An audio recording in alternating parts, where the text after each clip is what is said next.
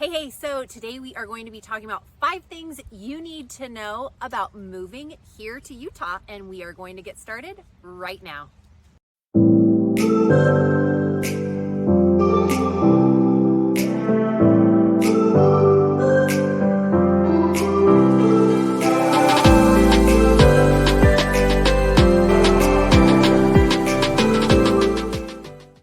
Mariah Koehle here. Welcome back to the channel, or welcome to the channel if this is your very first time here. This channel is literally everything you need to know about eating, working, playing, sleeping, and living in the Salt Lake City, Utah area. If that is of interest to you, consider subscribing down below so you don't miss our weekly videos.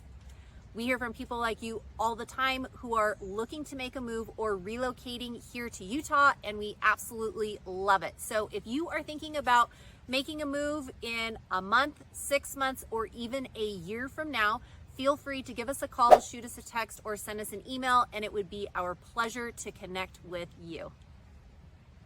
Hey there, so today we are going to be talking about 5 things that you need to know about moving here to Utah. And number 1 is honestly the greatest snow on earth. I know so many people that come out here to Utah for annual ski trips, for trips out here just to enjoy the winter months and to enjoy the greatest snow here on earth. The snow really is, depending on where you are in Utah, there can be a lot more of it or a lot less of it, but Utah definitely has incredible snow. I remember one of the first winters that I was out here, I ended up going to a couple of the ski resorts right outside Salt Lake City. You've got Snowbird, Alta, Brighton, just to name a couple of them. And I remember, thinking like, okay, I just want to try them all out to see like, which one do I love best? Which one, right? And it's like, I went to one and I thought, oh, this is incredible. Like the snow was powdery and you could just, so many different runs and the chairlifts and everything just was beautiful. The views were absolutely incredible. And then I decided, oh, okay, those ones were awesome. Let me go see what Park City has to offer. Let me try out Deer Valley and the canyons and Park City, right? Some of those ones. And they were phenomenal too. So really, there are so many different ski options to enjoy the snow out here. And actually, I was just talking to my mom about this the other day, and she was talking to a friend, and her friend was like, has Mariah enjoyed living in Utah? Like, is it really that nice? And what does she think? And my mom's like, honestly, it has been the best fit for her and her family moving from California here to Utah a few years ago. And then she was telling her friend, she's like, actually, they, Mariah and her 4 kids and her husband, they have gotten the whole family out on skis. They've done group family ski lessons. The kids, the number of opportunities for the kids to ski here is unbelievable. And actually something that they offer, a lot of the ski rental places nearby, they will offer it's basically like a season of rentals. And so for kids at a lot of these places for $75, you can rent their skis starting in September. You don't have to give them back until the very end of April or beginning of May for a lot of these places. And most of the ski resorts here, again, depending on the winter and everything, but a lot of the ski resorts here, they will open sometime around Thanksgiving, around that end of November time. Sometimes they'll open like a week early, but again, it really just depends on the season. It depends on how much snow we've got. And then a lot of those resorts won't close until sometime in April, again, just depending on the seasons. But I know my kids have loved it, and there are little bunny slopes for the kids. They have something called the magic carpet that will take your kids right up to the top, and then it will, wrap right up, go right back down, and then they can just keep doing it over and over. And then once they've progressed past that, then, they've got chairlifts, and they really just slow the chairlift down. But at that same, at these same resorts like Brighton and Alta and Snowbird, all of those ones, a lot of it, they've got, of course, levels for everybody. So if you're a double black diamond skier, great, or a snowboarder, have fun at all that. But if you're just starting off, there is something for everybody. If you're into the blues or greens, whatever, more beginner or intermediate, there is something for you to do that too. And if you just enjoy looking at the snow and you don't want to be out in the snow, there are a lot of good opportunities for you here to do that. If you're not a fan of the snow, then I'm sorry, Utah may not be the place that you want to move or relocate. But if you like a season of snow, Utah does have some world-class, world-famous snow. Number 2, Utah is home to the Sundance Film Festival. And a lot of people always are like, oh, Mariah, is the Sundance Film Festival actually held right in Sundance? Well, it used to be. It used to be it's right through Provo Canyon. And Sundance is, right just north of Provo Canyon when you go through there. It used to be there, and there are actually some things. They have like a small theater that they do some of the stuff there, but the majority of it now is in Park City just because it has gotten so big, and people come from all over the place for the Sundance Film Festival. You got storytelling, and you've got all, film, different things that go along with it. So people really have come from all over. And of course there's celebrity sightings, which some people get really excited about. But that is typically held in January. But that's another big thing that Utah is known for, is that Sundance Film Festival. Number 3, here in Utah, arts and culture are a huge part of Utah, and just, really part of the culture that is here in Utah. And there are so many different museums and different things and cultural things that go along here in Utah. And I'm going to give you just a brief little list of some of the different places, some of the different things that you might want to check out. Number 1 is the Utah Symphony. The Utah Symphony plays all around Salt Lake. They'll play up in Sundance. They'll even play in Park City. They play in Utah County. They play in a lot of different places and different venues around. I know we've gone to Deer Valley. We've gone to Thanksgiving Point at the waterfall, and they, just beautiful outdoor concerts. Of course, they do indoor as well. They've got something called the Clark Planetarium right downtown in Salt Lake City. Beautiful, huge planetarium. They've got, Thanksgiving Point is another area that's in Lehi, Utah.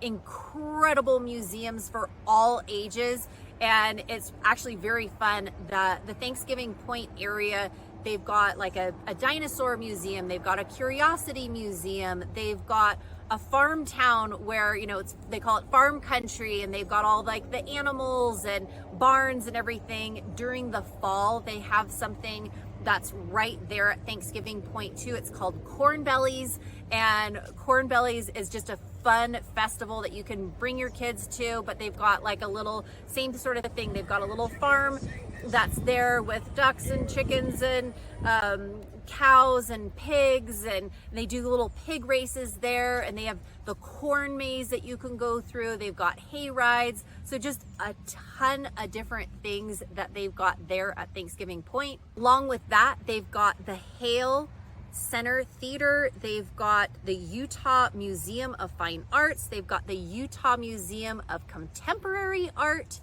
They've got the Discovery Children's Museum, and they've got several other theaters that are nearby. So just so many different opportunities and activities. If you are into arts and theater and culture, Utah really has a very rich cultural and arts presence here in Utah. And number 4, moving right along, kind of going right along with the arts and cultures, here in Utah, there is a big musical presence, and actually musicians, a lot of well-known musicians. You've probably heard of Donnie and Marie Osmond, you've probably heard of The Killers, you've probably heard of Post Malone, and some of those ones. A lot of those people either live here in Utah or born and raised or continue to reside here. Last year, I was down in St. George, Utah for the Utah Parade of Homes, which is basically like a showcase of homes here in Utah. That's something that Utah's really known for too. But when I was down in St. George, I was at one of the houses touring around, and somebody said, "Oh yeah, look at that house right there. That one's actually Post Malone. That's where he lives." And I said, "Oh, that's great," and we were just kind of talking. But there are a lot of musicians that that live here. And that it's just a big part of the culture and a big thing here in Utah, which is awesome. And last but not least, this one's actually kind of funny. This one makes me laugh. This is the Utah slang culture that you will probably hear here in Utah. A lot of times people will try to avoid saying, not everybody, but it's kind of something that ends up being funny. But there are different terms that are used here in Utah that only people that live here in Utah might understand, or people that have spent a considerable amount of time here. You'll hear things like, "Oh my heck."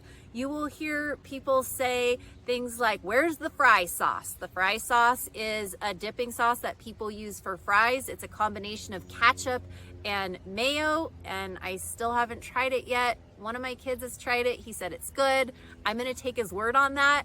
Another thing that you will hear about here is the holy war. People will say like, "Oh, are you blue or red? Are you this or this?" Basically what they're inferring is, are you for BYU, Brigham Young University, or are you for the University of Utah, the Utes? And there is a big rivalry between those two schools in pretty much everything they do, whether it is football, baseball, soccer, any kind of sports, but then also just, the academics and stuff. People that have gone to the University of Utah, there's a lot of strong passion there, and same thing for Brigham Young University as well. So you will hear people talk about the Holy War.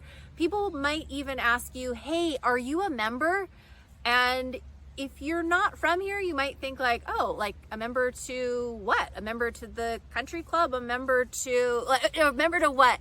Well, they're referring to a member of the Church of Jesus Christ of Latter-day Saints, which is, predominantly more than 50% of the population here in Utah are members of that faith, but there are a lot that are not as well. So don't be surprised if you hear lingo like that and people are asking you, "Hey, are you a member?" Also, lingo, of course, that you will hear during the winter time is, "Oh my goodness, the powder is, the powder looks so fresh. Oh, check out, there's 3 inches of powder, there's a foot of powder." They're referring to snow. And then when people are talking about slots, usually the slots they are referring to are not slot machines here in Utah. They are talking about slot canyons. It is very popular to go hike through these slot canyons, which are very, very narrow canyons. A lot of them are down in southern Utah, and people will come from all over to go hike these slot canyons, which basically, rivers and the erosion has created these very, very narrow, small passageways, but people love hiking through slot canyons. So you will hear a lot of lingo here in Utah. Just be aware of that. And again, if you are thinking about making a move here to the Salt Lake City, Utah area, feel free to give us a call, shoot us a text, or send us an email. And if you tell us a few things of exactly what you are looking for, "Hey, I need to be 10 minutes away from the airport. I'm looking for a neighborhood that has this, that, or the other," right? If you tell us a few specifics, we can pinpoint a location that would be best for you and your family's needs. So, wishing you a wonderful rest of your day. Take care and have a good one. Bye.